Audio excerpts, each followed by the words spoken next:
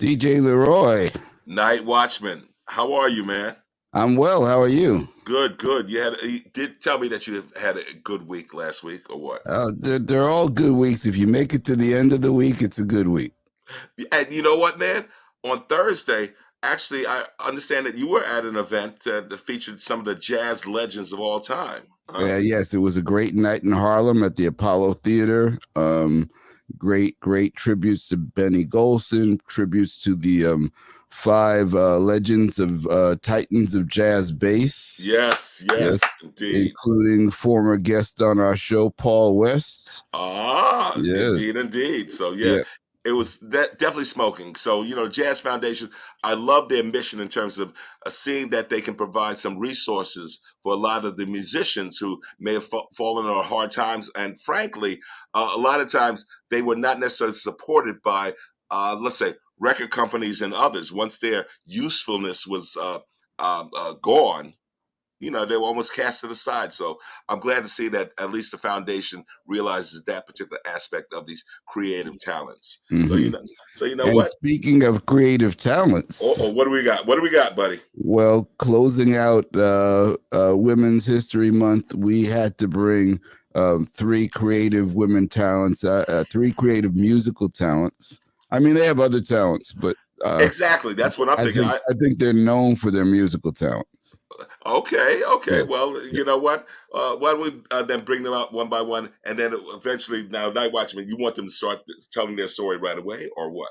I'm going to follow your lead. Let's get them all introduced, and then we have a chance to dig deeper into our divas. See? And you know what? And when we bring them out, we're going to ask whether or not they accept or like that word diva. Okay, sounds good. All right, there you go. Let's bring her up first. MaeOla Bolton, bring her up. MaeOla. Hey. Hey, what's going on? All right, how you doing? Hey, I'm fabulous. Anytime I can get up, my limbs are moving, and my voice is sounding off with my little tea here. Yeah. All right. So that's your secret to your performances at the Apollo. Thank you for sharing that. Yeah. you gotta nourish the voice. Absolutely. So Night Watchman, next person I want to bring out, actually, oh my God, here it goes. You ready? We went to high school together. But I'm a young guy, so you know this already. So she's a young lady bird right here. Yes. And that could only be Omelika Kuumba. Bring her up. Welcome, Omelika. Great to have you with us on Soul Lounge Primetime. Yes. Hi, you thank look you a lot so younger much. than that other guy there. I don't know. You must have been. Wow. She was in early grades while you were a senior or something like that. Okay. Forget it. I'm not even addressing that. So. Yeah, you can't win. You need to just move on from that one. Okay. So, needless to say, Night Watchman, next guest that we have is actually someone who, yes, I'm going to say it. I'm going to call her a diva. Because when I met her some time ago with the Greater Harlem Chamber of Commerce or whatever, she was doing her thing. And if there's anybody who can kind of stand up to Lloyd Williams and let him know exactly what she's doing, that's Janice Marie Robinson. Janice. Thank you. Welcome. How's everyone? Good. Oh, man. No. I am really, really pleased that we were able to actually do this. And as you say, have you ladies close the month of March out. So on that note, you know what? I need to know your journeys because MaeOla, I certainly do know that. Remember, you didn't come out the womb as a vocalist because I know that you were an athlete doing all those particular things and b-ball. So tell me the journey. Well, I'm so glad to be a part of this Soul Lounge. I like the sound of that, Yes. Well, I grew up in Mississippi, a little small town called McLean. You can, if you pass through, there's no traffic lights. What flashing lights? Population of maybe 1,200, and wow. I'm a 15th child of 20 kids. Woo! Woo! Yes. My father was a minister, so we grew up singing in the church. So that's where I got my singing from. We were the musicians, we were the ushers, we were everything in terms of when it comes to the church. So that's where I get my practice from. So I know a lot of great artists like Whitney Houston and many more, John Legend. They got their start in the church too. So I feel very fortunate that I was had that opportunity. And it became between music and basketball. Those were my two loves. And I honestly did not know which one I loved the most. But I feel like later in my life, I feel like singing was a gift that God had gave me. So I feel like I need to be using it. And just I went to college and played basketball. I dedicated my whole life for basketball. In 1993, I was in a car accident where I had to end my career. Broke my neck in a car accident, and so I came back and played briefly, but due to the long-term injuries, I chose to walk away from the sport. So ever since then, I just been kind of like reinventing myself, or kind of finding other things that I can do. I know I can do. I feel fortunate to do other than basketball. Excellent. Oh man. So Omelika, because certainly at Stuyvesant, I did not know you in the music thing. I think I do remember cheerleader. Yes, you should remember cheer. So tell us the journey. So good evening. I'm new to this part of my life journey.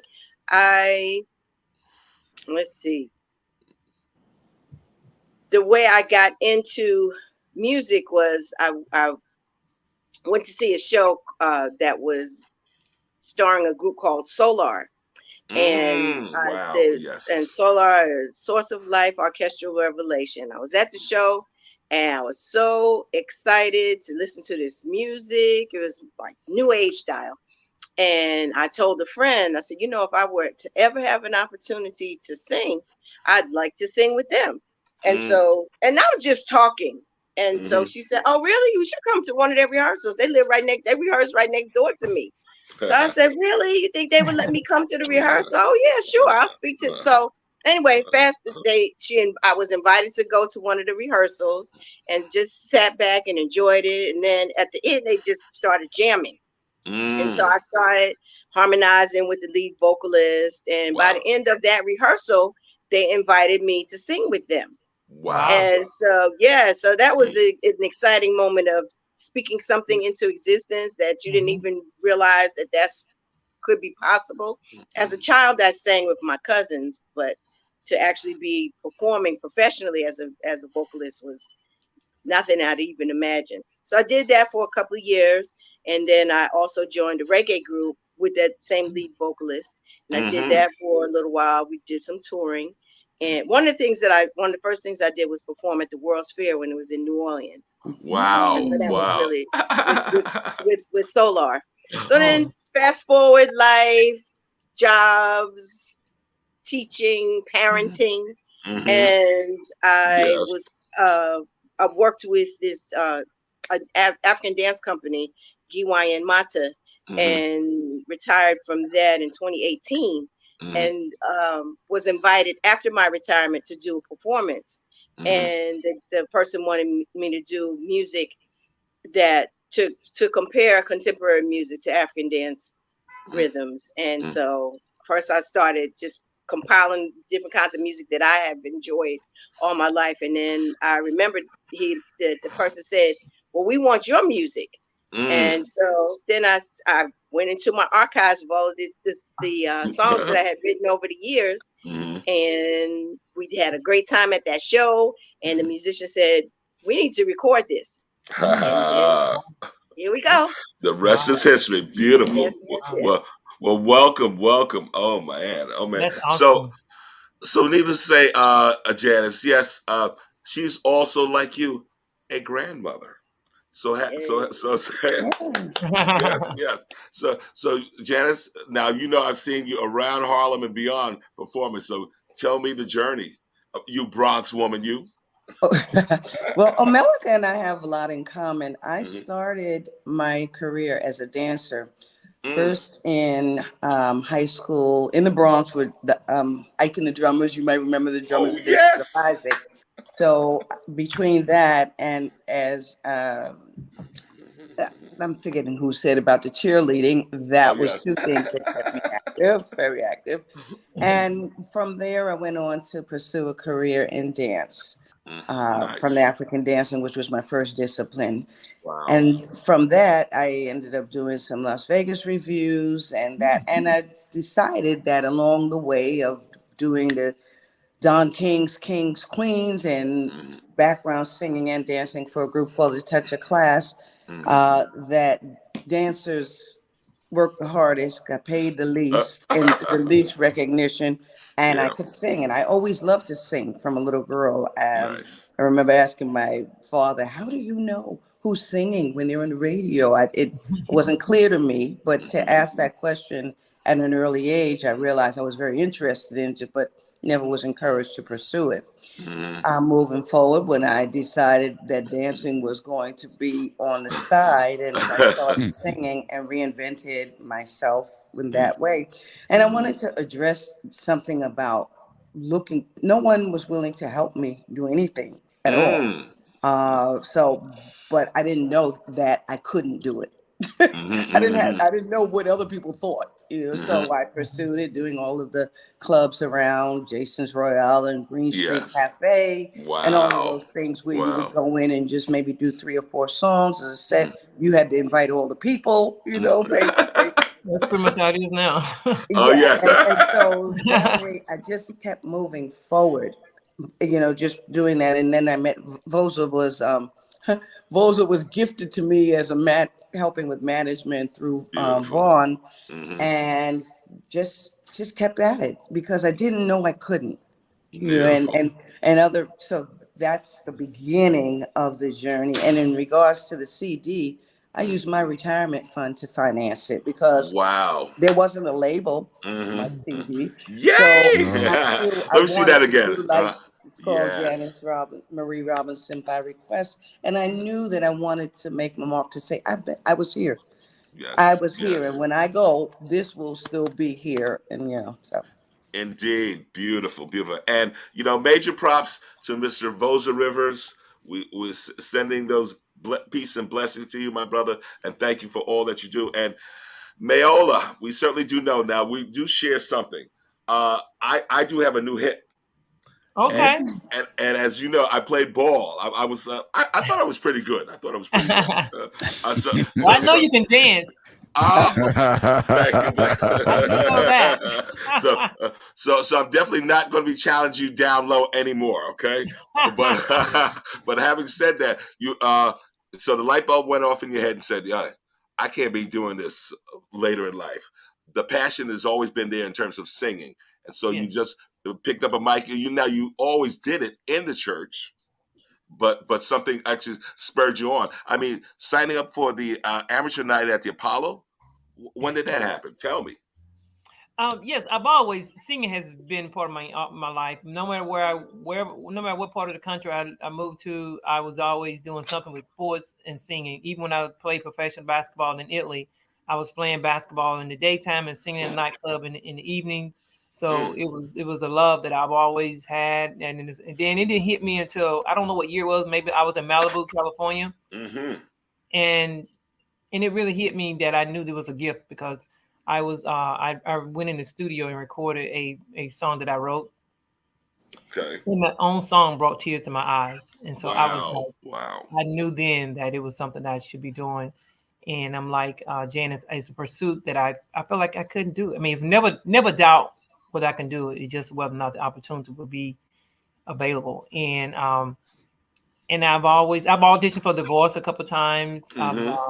So it's something that I know that I should be doing. People tell me all the time that my voice is healing, that I should be singing more, and then when the opportunity comes, I just try to be there. And now the audition for the Apollo Amateur Night back in November, and I felt good. I wasn't nervous. It was like getting out there playing basketball. It was just something that I always nice.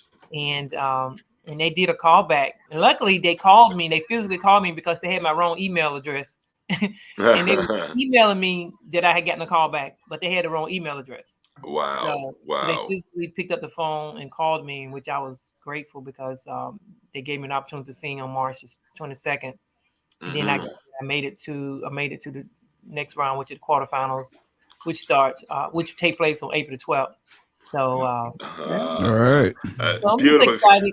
Congratulations, and do tell, because certainly I saw the performance, and I had to call up Alexis. I said, I didn't know she had pipes like that. I told you. Oh, I Night did. Watch. Okay, I yes, did. you did. Yes, you did. Yes, you did. I think Night Watch, you've heard my vocals a little bit in it. We were over there at the office space there. Okay. Yes. Nice. Well. Yeah, when I was in college, I used to sing in the gospel choir, and the director, he used to tell me, he said, Bolton, he said you have a loud voice, So for that, I want to do Broadway too. I want to. That's one of the reasons why I moved to this area, is that I want to do Broadway and just use my gift, wherever way I can. I feel like I do have a strong vocals where I can. I don't have acting background, but I actually can do a little more singing in Broadway style. Wow. And Night Watchman, absolutely, because both you and I, we do love some Broadway tunes. You know that. Mm-hmm. Okay. Because we do sometimes call Night Watchman the Music Man, but that's another Oh, story. okay. Yeah. Well, I know I'm Pearly Victorious. Don't get it twisted. You gotta keep it on the DL. You gotta keep it on the DL over there. I know. Totally. So Omelika, certainly I was first exposed to you when you were dancing. So you need to tell me. I thought that you were one of the founders of the group. Was I not correct in that? Yes, you're correct. Okay. Absolutely. Yeah. And then I would run into you, of course, during the summer, maybe in Brooklyn at Dance Africa, or even the last time I think we were hanging, we were in Jersey. Right. And we performed at New Jersey Performing Arts Center. Mm-hmm. Yep. So tell me the whole impetus behind the drum and dance troupe, because you were moving, baby, moving. So thank you.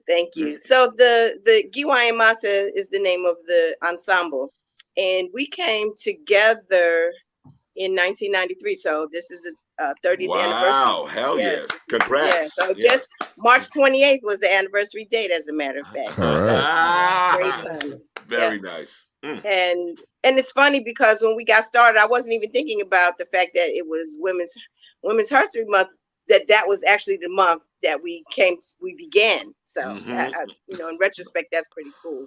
Yes. But we came together for the women of the Atlanta Masjid, who had an annual fashion show. Wow. And the reason why we had started drumming in the first place was to learn various African rhythms. And then many of us were in other dance companies, and we wanted to find ways to support each other musically, because there were a limited number of drummers. And so a lot of times the brothers were doing other performances when the dance classes were in place or whatever. So we wanted to still be able to help each other keep things going. So we went out to the park and we started studying and playing together.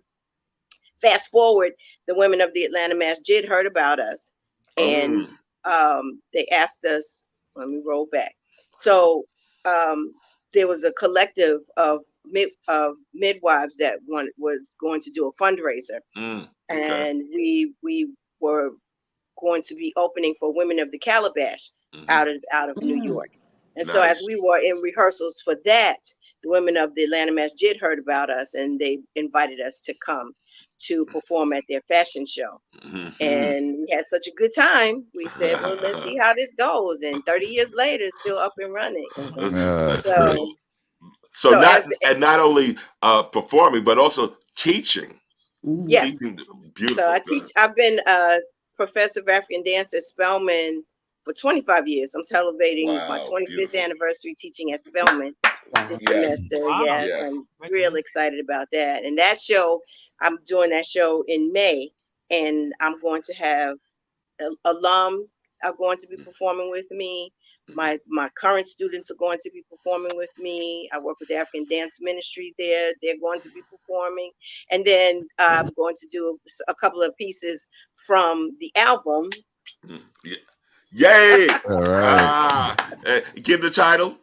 The album is entitled Soaring High. The name of the band is Soaring High, and the name of the title song is Soaring High. Yes, and indeed. You notice the black swan. That's me. And then you see the little black swan over there, because I'm flying. I'm flying.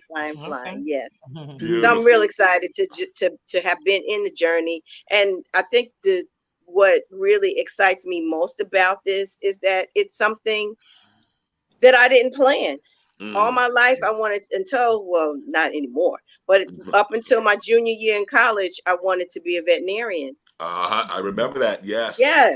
So for 20 years, people, what do you want to do when you grow up? Or that was it, veterinarian.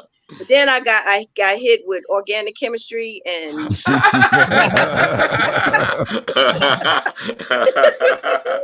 oh, so you made a nice little pivot, huh? I made a pivot, and I pivoted out of school altogether, because at that point I didn't know what was going to happen. When you have a vision for years, and then all of a sudden you find out that this might not necessarily be your path.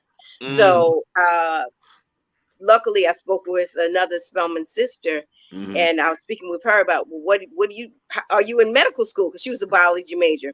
And she said, girl, I had to leave that alone. And so she finished with her degree in philosophy. And she talked about how enjoyable the coursework was and whatever. And at that time, I was going through my own self-actualization, realization. Who am I? What am I? What is my purpose? So philosophy fit right into that. So I wound up with a degree in philosophy. Wow. So all right. Yep. Very, very nice. Oh, wow. Like Janice, certainly I did hear that, of course, you were doing also African dance, cheerleading, the whole thing.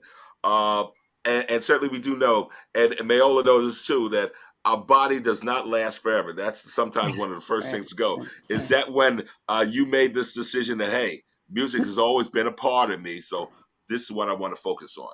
No, actually, I continue to dance as a hobby aside, but my passion for singing and storytelling mostly, the artists that I was molded by or they gravitated to were master storytellers. At 10 years old, I was listening to Nancy Wilson. My parents used to play on Sundays when we got home from church and my mother was cooking dinner. This is the music. It would be Ahmad Jamal, Eddie Palmieri. I didn't realize they were kind of ahead of their time, and Nancy Wilson, Broadway by way. Now speaking to Bob Parsley. So I'm definitely a Broadway girl. I can jump on a song in a minute with Broadway. But most important to me was to tell a story, but to keep people entertained. I knew that the dancing, African dancing, and then the showbiz stuff prepared me to be a better entertainer. So when people would come to hear me, it was like, no, we're going to have an experience. You're not coming to sit there and be quiet and just watch and listen to me. We're all going to participate in this. And that is what I always strive to achieve, to make sure that I'm very inclusive of the audience. And as a matter of fact, my musicians will tell you sometimes they can be very frustrated because I'll change on a dime. I'm saying, no, that's not the song we're going to do because these people are not resonating. And it's helpful to have a large repertoire. It's helpful because you can do that. Yes. And you can make people really enjoy the experience of the song, of what you're doing. And particularly when we were at a place like Sylvia's, where we have a lot of foreigners, a lot of international audience, they know a lot of our music better than some of us do. But they like to be able to be included. Yes. And so that's it. But the body, I can still do a little something, but it's just I'm a better communicator with the singing and entertaining going along. Okay, there you go. So, Night Watchman, what you got for us, man? Well, I want to hear from all of you the fact that you are striving in a world that's certainly been male dominated. What are some of the challenges and triumphs you've had in your careers in terms of just navigating your way through it? You would take that, MaeOla? Well, my path is a little different because most of my life I've been playing sports, and so but singing has been always there, but I haven't really taken a focus point until after my car accident, which forced me to really, which in retrospect, if I had nourished my music at the same time as I did basketball, it would have been an easier transition. So so my path has been a little different. I think the struggle now is just really just finding, the right people who can help me navigate that space without me doing it on my own. Like I heard Jenna say she had to pay for her own, her own record, no record deal. So it was just a collaborative space, opportunity to do what we really want to do, or we're called to do, in that sense, and just getting the support and even the financial backing sometimes is a challenging aspect of it as well. So, so to me, that really, because I feel like I have the talent, it's just getting the right opportunity. And certainly, who were some of your musical influences too that you kind of looked up to? Aretha Franklin, of course. That's why I performed "Natural Woman" at the Apollo the other night, and Whitney Houston, of course. I love Whitney Houston, and I later started listen to Nancy Wilson, which I love her music as well. Shaka Khan, John Legend. So I don't really know a lot of the younger artists. I know Luther Vandross. Yes. I know I like Adele. Or current. Yes. So And no, I hear you, MaeOla. That's just, now we have to definitely give props to the some of the younger musicians. They got skills, no doubt. And I love those who also pay homage to those who came before them, for sure. And certainly now, Omelika from MaeOla, and I know also Janice coming out of the church environment. Tell me yours. Was church an influence in your musical skills too, or pop music, Motown? More Motown. And I'm representing. What'd you say? You too? I'm representing. Okay, there you go. So let me hear that, Omelika. But I sang in the church. I sang in the choir, at Bethany Baptist Church growing up. Well, from during high school. And so I've always had an appreciation for gospel music. I think one of the most exciting things was when "Oh Happy Day" came out. Edwin Hawkins, heck yeah. Oh yeah. Yep. Yes. So but growing up, the daughter of a minister, because my grandfather was a Baptist preacher. Nice. I was exposed to gospel music, and then my father's mother enjoyed gospel music, so I do have that appreciation. But in terms of the songs that my cousins and I used to sing, we used to sing, the what was the current in popular music, and we had our little choreographies that we created for it, and we sing and dance at our family reunions. Oh yes.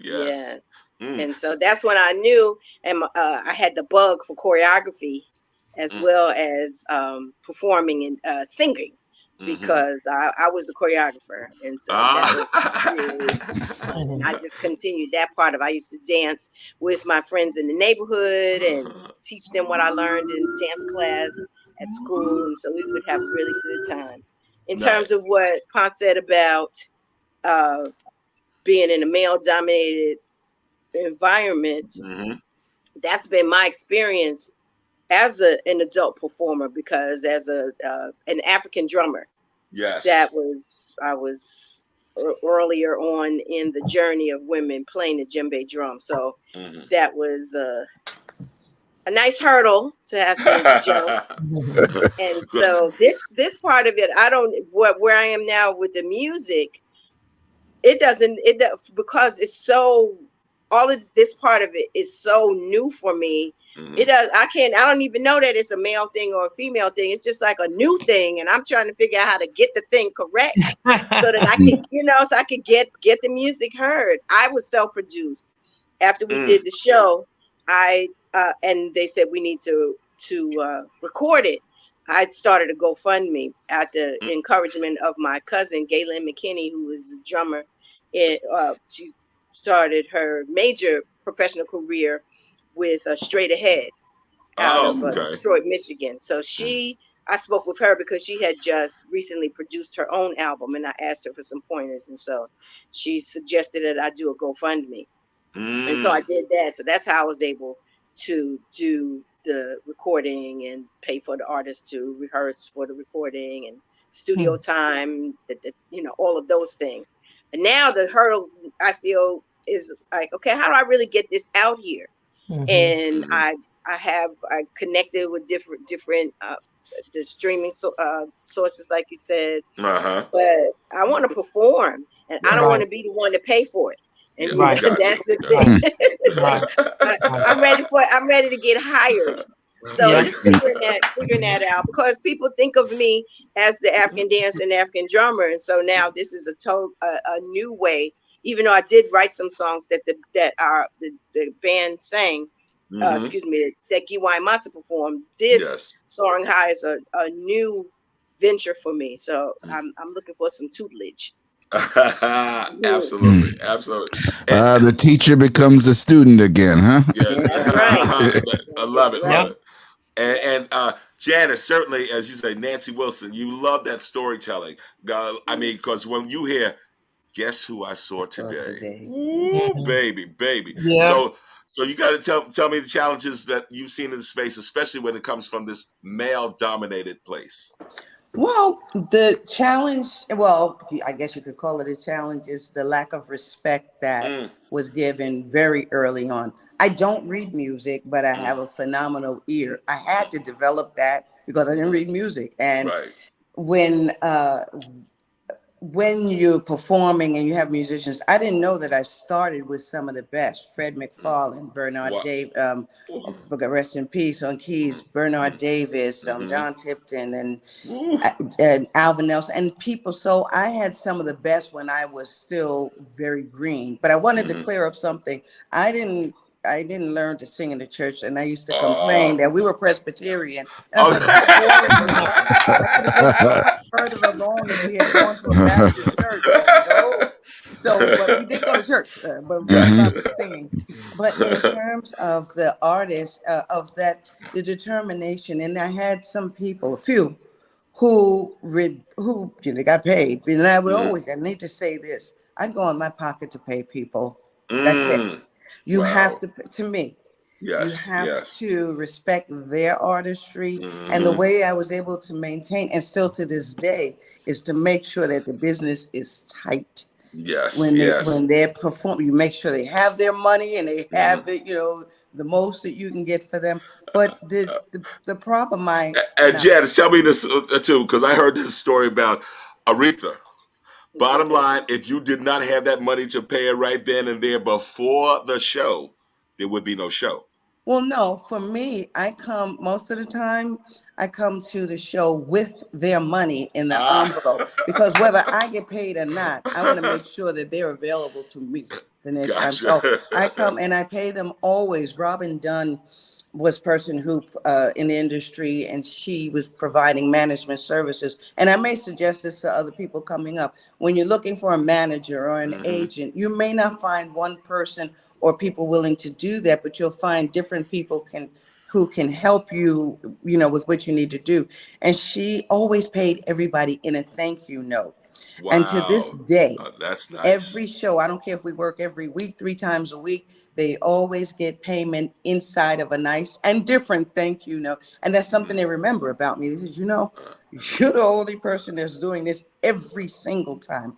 But you develop your own persona, so to speak, of how you want to be perceived, not just as the vocalist. And as my favorites, I told you, Marlena Shaw, I had the opportunity to interview Nancy Wilson. I had the opportunity for someone to put Marlena Shaw on the phone while I was at a club singing, and I just finished doing Go Away Little Boy, and I had no idea who she, that she was on the phone.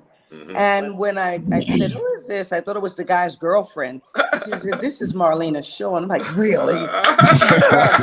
And then she said, good job.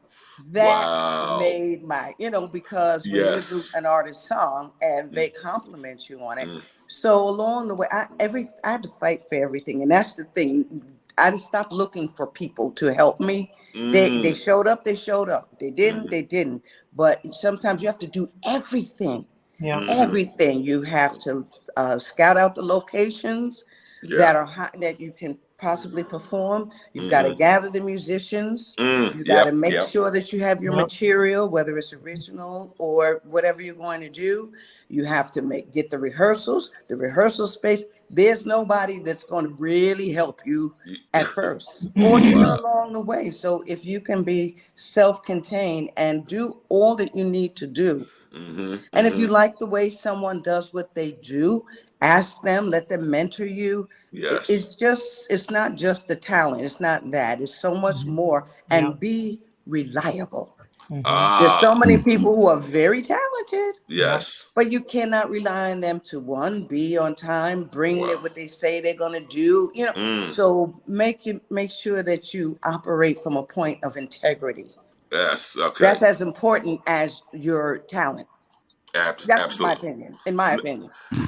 Mine too. Night Watchman. I just want to know where's your envelope to me? I'm just wondering. Thank you, no. Yeah. That's all I want to know. I think you're mistaken upon the direction that the envelopes are supposed to be coming. That's all I have to say. I knew you would be bringing some heat. I just knew this. Okay? But now I want to ask the three of you guys the other side of it, which is situations where you've had an opportunity to mentor other people, because I know that all of you have that type of spirit. So I'm curious as to whether you have any stories of situations where you've been able to mentor people.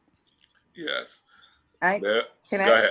Yes, you can. I can say that is probably one of my main missions. I used to host an open mic, and I didn't care to do that because it got some kind of crazy. But what I can say is I would open my stage always once I had the opportunity and open it. And there have two friends in particular who great vocalists, but they did not know about how to interact with the audience and try to read the audience. So what I would do, and I had to do this twice when I opened the stage for them to come up and sing, I would leave the room, go outside. And when they finished the song, they'd be like, where is she? Where is she? And I did it intentionally because I wanted them to have to speak to the audience and develop who they were going to be. Right. And because a couple of them, they would just come and end the song and say, that's it. I'm like, no, that's not it. Well, now you're going to talk to the audience a little bit. So that is one of my priorities, to make sure that I open my stage. And a lot of times people would criticize, well, even that person can really sing. I said, I'm not concerned about that. We don't eat the same thing all the time. Everybody doesn't want to hear riffs all the time. So to be you. Be perfectly you. And when you are that, then there are people who will gravitate. I have people who are coming this Thursday who are my stepmother's friends. And like, oh my God, I can't wait that you're going to be back. You're going to do it because you make them feel good. The object is to always make people, take them to a place better than they came in, just for the time you have them. Right. And mentoring is huge for me. And you know what? With what you just said there, MaeOla, I'm thinking that, you go up on the stage there in the Apollo with so much rich history, whatnot. Is there time and ability to really interact and connect with the audience? Well, that was one of the things that I observed when I was there, and that was my feedback, is that there's not a lot of time to connect with the people, nor is there a mentoring opportunity for the performers. There's not much feedback on what you can do and what you shouldn't do. But they definitely, I love being with the audience, and so, but that's probably the disadvantage of being on that stage is that it really is about performing. There's no connection except for they give you 3 minutes. Number one, right. So what you do with that 3 minutes is up to you, but mentoring, I've always mentored kids on both sides, sports and music. So even from high school, I started my own basketball academy. I teach voice. I have a student I have a previous student right now. She's doing well in Atlanta, doing her own music as well. So she's always giving me shout outs on Facebook. But she was 16 years old when I started mentoring her. Nice. So yeah, so just giving back. Maya Angelou said, "When you learn, you teach." Yes. I'm always in whatever I'm doing, whatever I learn, I want to always give it back. I'm not stingy with my information or my time. Even at work now, we have a nonprofit. We work with 25 students now, so yes, perfect. See, and talk a little bit about that, because you're mentoring students in construction, which is also another field that is normally we don't see women prominently in. But so tell us a little bit about that. Yes, I'm director of leadership and development at Bottom Line Construction Development, where Alexis McSween is the CEO and founder. And we during the pandemic, we realized it was a limited resource of getting people to help us run our projects. And so we thought it may be nice to go ahead and start teaching young people early at the back office of construction. And so we started, and we graduated 12 students, and we introduced them to the ASEG industry, which is architecture, construction, engineering, and development. Yes. So we want to let them know that there's a lot of opportunities out there in construction. And I was at a meeting. We did a fundraising last Tuesday, and one at Turner's Construction, and one guy mentioned, the CEO of Turner, he mentioned, which I never thought about. Construction was the only industry where people were able to work during the pandemic. Wow. It was essential. We were the one who were making sure that people got paid, got fed. And so it was because so the young kids need to be exposed to that. They don't know, you don't know what you don't know. Right. So I think what we're doing with the Youth Construct has really exposed them, and we took them to the Amazon Fulfillment Center last weekend. We're gonna bring them to the Apollo on April 12th. We've taken them to Broadway shows. We expose them not only to construction, but we want them to be well-rounded. Okay. Well, I got to know though, MaeOla. So when you up on that stage, was Sandman somewhere lurking in the background? just check. Well, he was in the backstage, because I was talking to him, and he said, I said, "Are you the one that's gonna hit me when the fans start booing?" He said, "When?" He said, "Why you put yourself in that category?" I said, "Oh, when they get booed." Exactly. Oh my God. So yes, no. Well, it was a great night. It was. I can't even all my experience of playing basketball, and I traveled the world on different stages and playing the national championship games and stuff. But that night was probably the highlight of my whole life. I can say, being on that stage and thinking about all the people who have been there, rubbing that wood, and yes, absolutely.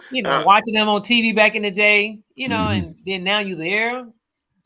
How many of you know Sharon Jones? Oh, yes, yeah. Sharon Jones in the Dap Band? Yes. The late Sharon Jones. Yeah, the late Sharon Jones. Yes. God. She was incredible. Loved her. Well, Night Watchman, I see you're itching for something. What are you itching for? I wanted to hear Omelika talk about, she's been teaching at 25 years at Spelman, so I know she's got some mentoring stories for us. Well, hold it. Night Watchman, remember, professor, okay? Remember that, professor. Yes, professor, yes. That's what professors do. They teach. I am excited to have been there for 25 years and been touched by so many beautiful, brilliant minds. One of my students, in fact, included me in a book. Her name is Dr. Ruha Benjamin. and I forgot what award it won, but she won an award for the book. And then the book is called Viral Justice. And in the book, she talks about her experience in my class and how taking my class, one of the few sisters on the campus at that time with locks and who wore African clothes. That was her journey. And so she took to me as a positive example. And I didn't even know that she was looking at me like that until one of my friends told me that she had written about me in her book. And so I've been consciously trying to exemplify strong and affirmed womanhood and sisterhood just by encouraging people to be who they are and be the best that they can possibly be. And it paid off in writing in that way. And then I've been fortunate enough to teach people who are now have performed on Broadway, people who have established their own careers as artists, as well as academicians and doctors and lawyers. And so it's been a wonderful opportunity for me to just connect with scholars. And that's one thing I like about teaching African dance on a collegiate level, because as you're being my peers, you know how growing up, our exposure, I mean, luckily because of my mom, I had a different perspective about Africa. But in general, Africa was associated with Tarzan a lot. So people didn't, people didn't want to be African. They weren't African, because it's like the Ooga Booga people. That's what I used to call them. And so to be at a place now where I'm teaching African dance on a collegiate level is just a wonderful, wonderful affirmation of what we already know, is that we have beautiful cultures that we can celebrate and uplift. And then professionally, I like to see what people's the potential that people have. And if I see that they can do something, then it's like, okay, you're going to do this. And so people in the company would always say, you got to be careful. Don't tell Sister Omelika that you like such and such and so, that you're interested in such and such and so, because she will have you choreographing, drumming, singing, whatever. If I see that there's the inkling of there, because I think that, as has already been mentioned, it's important for us to encourage one another and to do what we can to inspire people to be the best that they can possibly be. So being that conduit for encouragement is something that I celebrate. And my parents set that example for me about mentoring. And, so yeah. Oh, beautiful, beautiful. And one of the things I have to say, Janice, I'm really, really kind of like thinking about, you know what? Night Watchman, I hate when this happens, man. That stuff, it was there. I was prepared to. I know it was, bro. I know it was. It's okay. He had a late night the night before. I did indeed. As a matter of fact, here it is. All right. It was the Jazz Foundation. So, like I said, that's one thing we have to say in terms of recorded music, right? There is no real what is that? A W-2 that you pay into. So what happens? Let's say when you can no longer perform, what happens to the artist? Or is that something that even really concerns you? I'll start out with you, Janice. Well, I'm in that phase now. So you sort of kind of all along. What I didn't mention is I had other jobs. I worked for Memorial Sloan Kettering. I worked for Albert Einstein College. So and I took 10 years off because I began to hate my art because it didn't support me. And I had to do other things to support it, but then I couldn't, I had to come back to it. But that means that I have a pension, and it means I have Social Security that I paid into. So between that and doing other things, helping out, I have been able to piece together piece, and the performances, and piece together something. So how long it'll play out, I do not know, but I do know that failing to take care is not an option. So if you have the mindset that I've heard, all of us talk about, we're determined and we move forward and we find ways. But yeah, that is something that is not a tremendous concern, because I believe that the things have been put in place for that to happen. Beautiful, beautiful, and I guess that's one of the things. And say MaeOla with Bottom Line Construction. So there's always been, as you say, your sustainability job, your sustainability gig. Music is not that. Is that something that you would like it to be? Yes, I've always wanted to sing. and just focus on the craft. Yes, exactly. So that's why no matter where I am, music was always in the mix. Even when I was playing professional ball, I was, like I said, I was playing ball in the daytime, but I was singing in the nightclub in the evening, and I also was singing in Italian too, believe it or not. Okay. It's been a while, so but yeah, I would love to travel and just make that my to go out with a bang. Yeah. Well, one of the things, Omelika, you got to tell me, because certainly I do know from, of course, Georgia and Atlanta, traveling up north to either Jersey or New York. Any international gigs that you've done?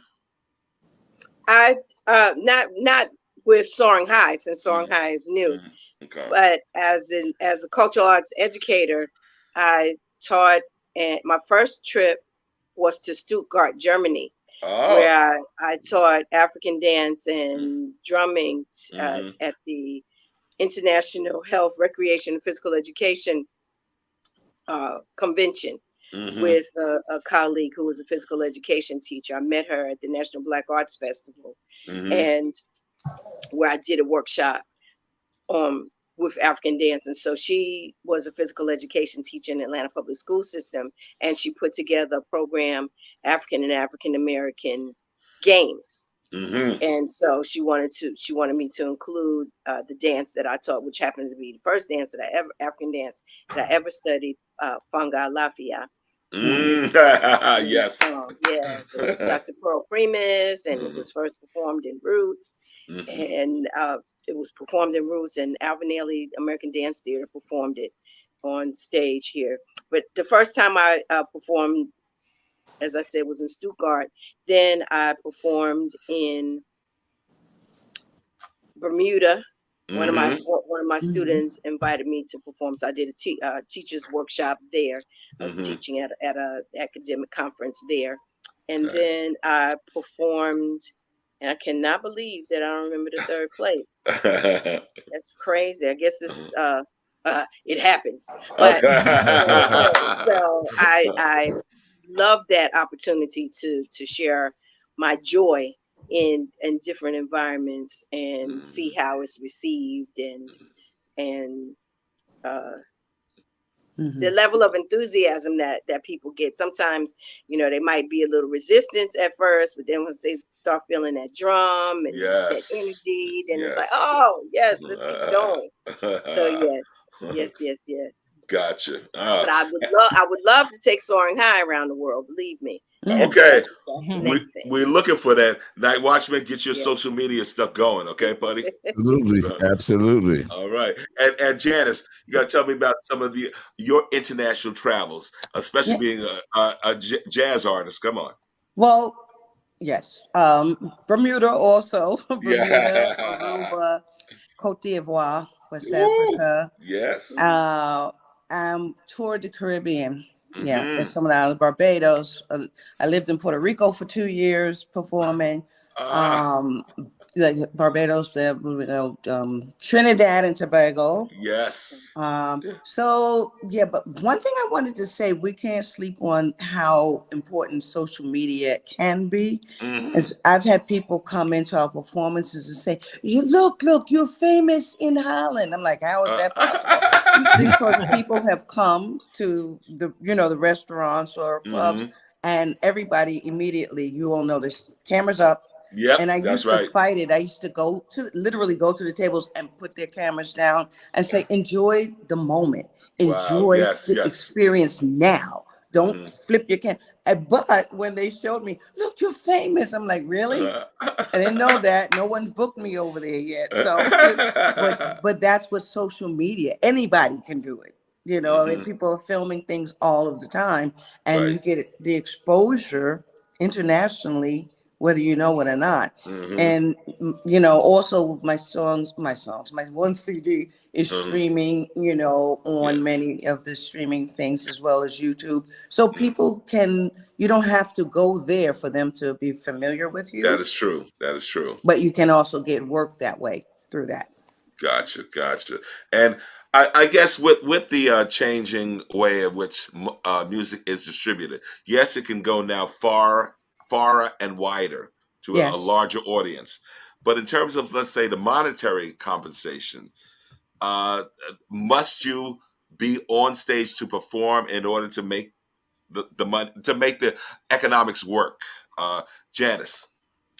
I would say yes, because and you sell, you know, like a carpetbagger, you sell your CDs when you go to, you bring them, always ladies have your CDs and a nice gold felt marker to do, because that's really how you're going that to support, you know, the sales of your CDs.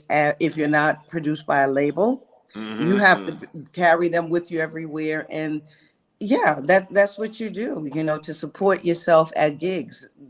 Gotcha. Everybody. MaeOla? I haven't really recorded any music yet, so okay. Well, we're when waiting for that. Record for streaming. I have several songs in my catalog. I have one song that I say it's probably 95% complete. I did our vocals and I wrote it as well. So yeah, I have several songs that's getting ready to hit. Okay. Well, you gonna let us know when they drop, okay? Absolutely. All right, beautiful. Omelika, are you traveling with a suitcase with all your CDs or what? Now, you know, it's interesting that you would say that, James, because I'm finding that people don't have CD players anymore. That's right. I have asked so many. I have, because part of my fundraiser for the producing the album, depending on the level of contribution that was made, people could get a CD. Yes. And a lot of people told me that's okay, you can keep it, because I don't have a CD player anymore. They don't put them in cars anymore. And a lot of people got rid of their CD players. So that has been another eye opener, because I got a CD player in my car. I got about 4 CD players in my house. So the fact that that people don't have them is really, really something. So how does that even work in terms of, like you were saying, making money? Because people can stream your stuff and download it and pay $1 this, $1 that. But you know, unless you're a really big, well-known artist, how does that work from a financial standpoint, where you are making money through cyber world? Right, absolutely. And Night Watchman, we're gonna do our lightning round, because I need to know where these women, these divas, are going to be. What's their future within the next several months? You want to do that, Night Watchman? Yeah, let's do it. All right, MaeOla, what can we expect this year, 2023? All right, I'm at the Apollo April the 12th in the quarterfinals. Nice. Semifinals will be in May. Yay! And the finale will be in November. So I keep you posted. So I also have a band that I had started before the pandemic, MaeOla and the Misfits. So we're gonna keep that. Get that rolling again. So love it. Just gonna a little more singing and mentoring. Excellent. Janice, 2023. I know you're coming to Sylvia's. Beyond that, let us know what's going on. Okay, so Sylvia's, of course, is Thursday. I'll say it again, Thursday, April 6th, from 6 to 9:30 p.m. My band and I will be there. I'm not I have gigs that are on the books. I'm not certain my back and forthness to New York from LA at this point. But one gig that I do know that is probably my favorite of all is the New York City Marathon. And yes. that is the best, being out there. We have our spot on 125th Street and Fifth Avenue. And that takes place in November. Usually it's the first Saturday or so.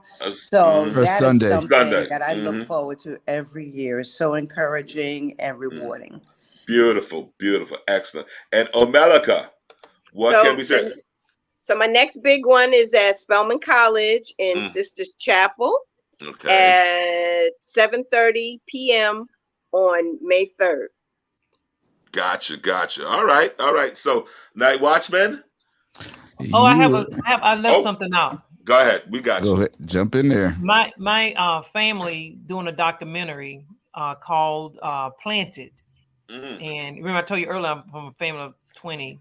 Yeah. So we also sing. So we've been entered into we was in the Jackson, Mississippi Film Festival. We were in the Oxford, Mississippi Film Festival, and we were also in Barcelona, Spain Film Festival.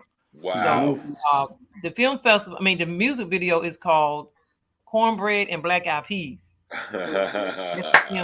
So the documentary is coming up. It's called Planted. So they're going to be doing a different series of that. So that's the big thing. That's another big thing I'm part of as well. Beautiful. All right. Thank you. Now, all right. Yeah, and I remember the other country is Hastings, England. Oh. Hastings, England. Hastings, England. So yes, all right. that's Okay. And we love how that works. How the mind, it's still work. Still working, baby. You've been listening to Soul Lounge Prime Time on WHCR 90.3 FM, the voice of Harlem. You can also find us live streaming on Monday nights on Facebook and YouTube. And you can also find us on your favorite podcast platforms such as Spotify, iHeart Music, Google Music, Apple Music, everybody's music. We're even on Curtis Archer's music. And we're on his playlist. Absolutely. This has been incredible. Ladies, thank you so much.